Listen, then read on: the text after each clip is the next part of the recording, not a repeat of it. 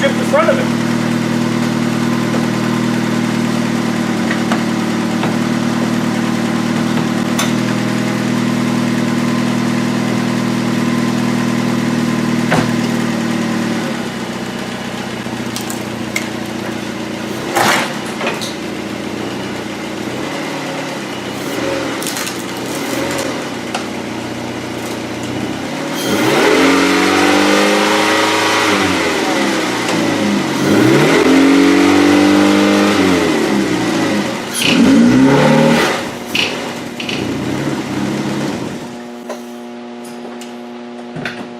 Well, she still runs and drives.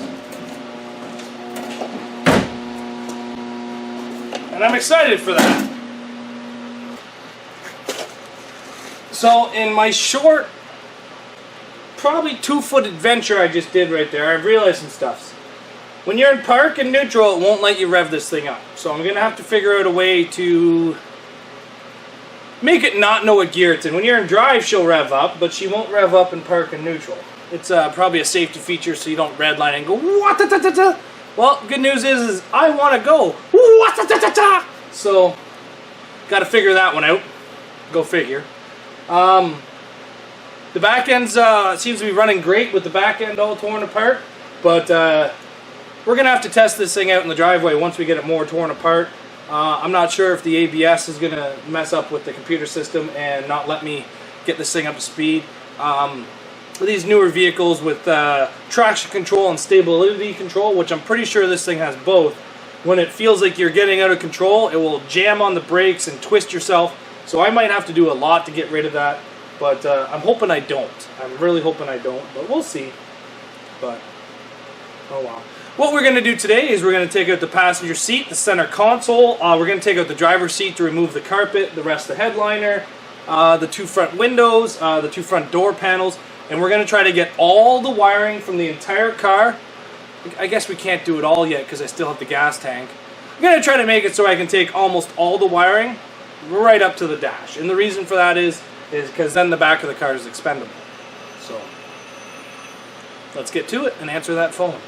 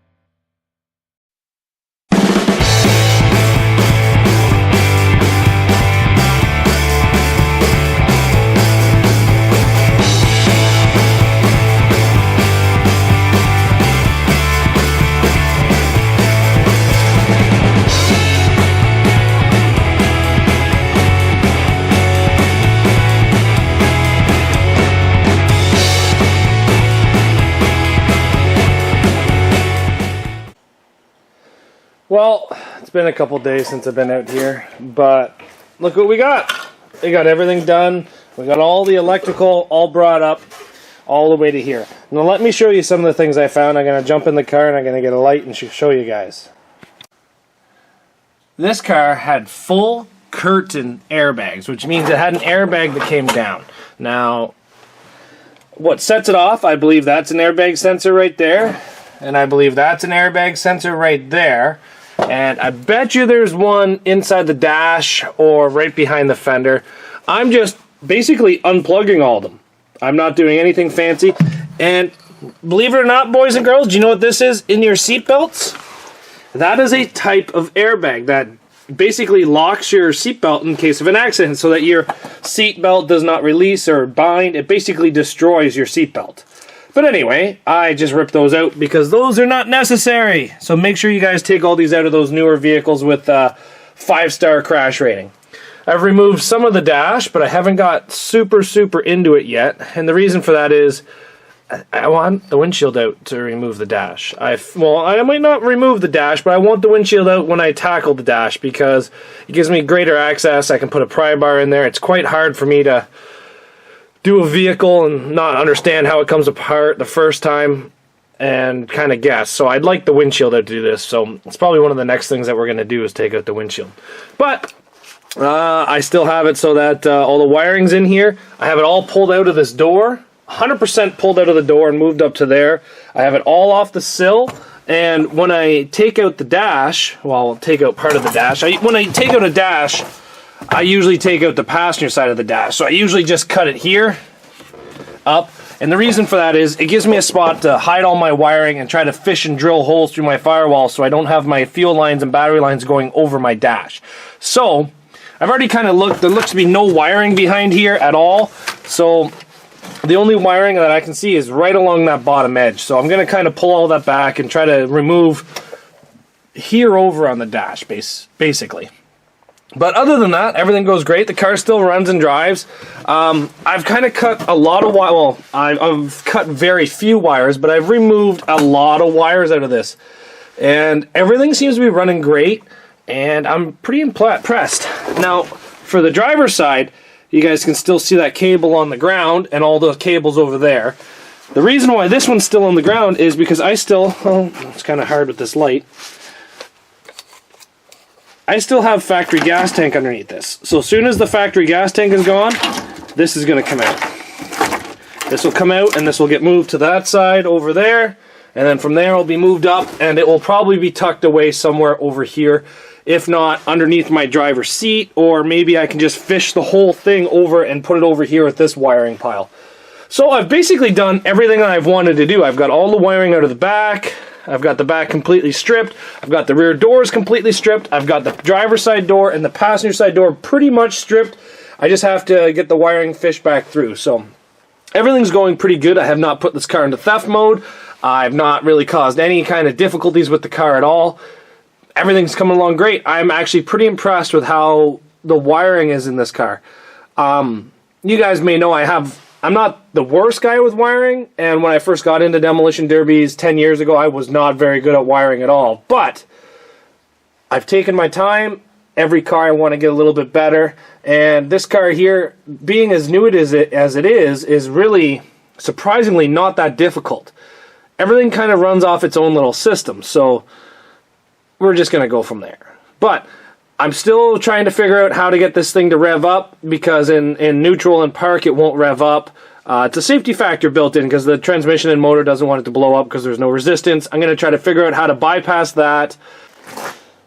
Underneath the hood up here, I still haven't really removed anything. I've taken out the overfill, but I haven't even removed it. I just kind of flopped it over the front. I haven't touched the ABS lines, but I really think I'm going to have to start touching these.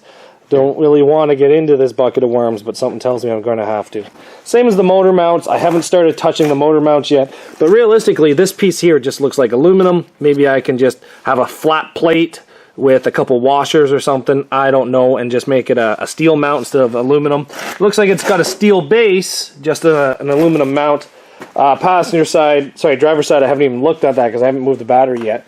But, what was I saying? The part that's kind of confusing me, not confusing me, but going to give me some issues is the amount of plastic on the front of this. Even when it comes down to the shifter, there's so much plastic at the shifter. I'm going to zip tie the snot out of this thing. This mount right here is supposed to hold in the factory bottom of the airbox. I can't get it out. I've put my big impact onto this, and those bolts are not coming out. I think they're just going to snap. I thought about it, And how I view it as is, it's not on there very well, but that's a plate. That is a plate from factory. So I'm going to leave it to see if it helps out at all. So, but yeah, we're just to start tearing this thing apart. What I'm going to do when it comes time, oh, speak of the devil, this gun here, I've had this gun for 5 years now. It decided to break. So about 8 months ago, instead of replacing it, I went and bought a new gun. And then, now I love this new gun, but this one's not as powerful as this one. So I brought this one in to get fixed. It needs a new trigger. They told me that the trigger is as much as the gun. So, they gave me a deal and I bought a new gun. So, 1,400 foot-pounds, 1,700 foot-pounds. I love these guns. If anybody from Milwaukee head office watches this, please sponsor me, man. I would love some free guns, but that's all I use here. All my tools are Milwaukee. Milwaukee, Milwaukee, Milwaukee, Milwaukee. All back there, Milwaukee, but look at it. I even have a plug-in Milwaukee grinder. Anyway, if anybody from Milwaukee is watching, please sponsor me. Here's my fuse panel. I haven't really dug into this very much, but everything's quite basic. It's all labeled here, so maybe I shouldn't have burned the manual. Did I burn the manual? Did I burn the manual? Emmanuel. Woohoo! I didn't burn the manual! So, with this manual, I can quickly determine what these fuses are for, and then I can mark on here with colors, or just remember it down or write it down somewhere, what fuses do what, like ECM, ABS. It's all got, this isn't the manual, is it? Owner's information, yeah, that should be it. Emissions, front wheel drive. Anyway, I'll go through this when I'm not on film and wasting time. Tells me my service reports. Holy crap. Something tells me it's not going to tell me where the fuses go. Oh well, I'll have to figure this out. Anyway, my plan is to take this from there and just relocate it where the battery is. Put a little bit of spray foam around it. It looks like there's plenty of cord and wiring. I'm just going to have to move a couple grounds.